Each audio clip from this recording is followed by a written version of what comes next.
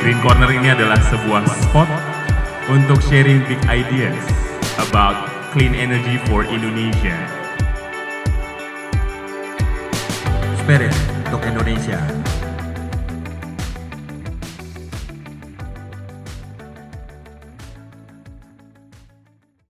Yathin Premchand. I am a acting country manager for Thailand as well as a principal consultant at DNVGL Energy. So, to answer your question, what is the first thing that comes to my mind when thinking of Indonesia and sustainable energy?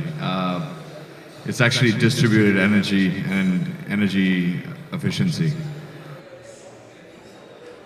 One of the areas that has been discussed over the past few days or 2 days has been very much focused, yes, on the efficiency of use of energy, but we also have to look at the access to energy.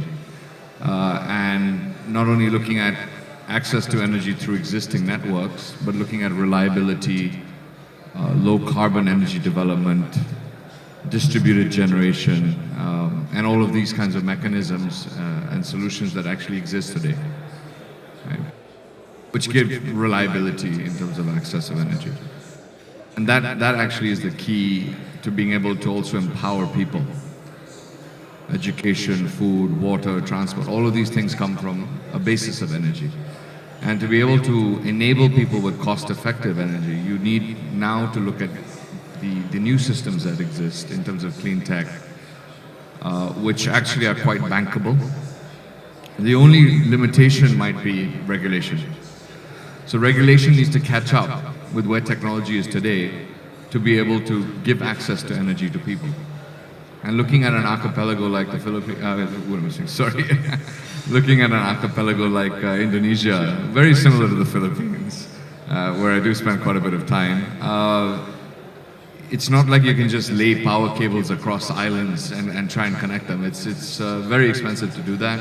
It's very expensive to ship fuel around as well. So this is where the whole distributed energy systems come into play and hybrid technologies, which are actually feasible today. So on the energy efficiency side, there is a very strong focus usually on finance and the ability to finance technology and the integration of that technology that then gives you energy efficiency yields. A lot of what we've been looking at is not only that dimension, but also looking into how the culture of the people in organizations and society impacts energy efficiency, right? So it's a behavioral change. Once you get a behavior and a culture going, it's very hard for it to basically go back on itself, right? So if you inculcate a behavior of energy efficiency, it lasts much longer. People actually respect it and have ownership. Whereas just integrating a technology and then blaming it on the inefficiency of the technology. It's also how people use that technology, and that's where we're coming from.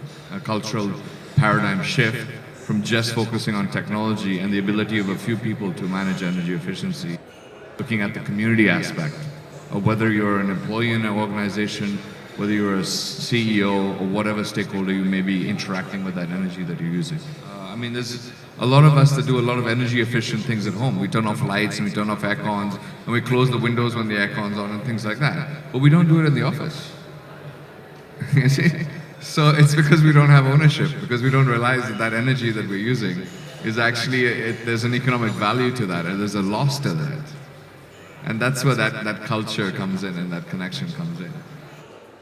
It's been very enlightening, and it's been very reassuring to hear that after 10 years of coming to Indonesia and promoting, energy efficiency, green buildings, clean tech, it's finally happening. There is a movement, both on the political side as well as the finance and the technology side, that's making this transition. So it's happening. The only area I think a conference like this should start looking at is solutions. And in terms of where are the roadblocks and the gridlocks, it's been mentioned, policy is a very, very big one.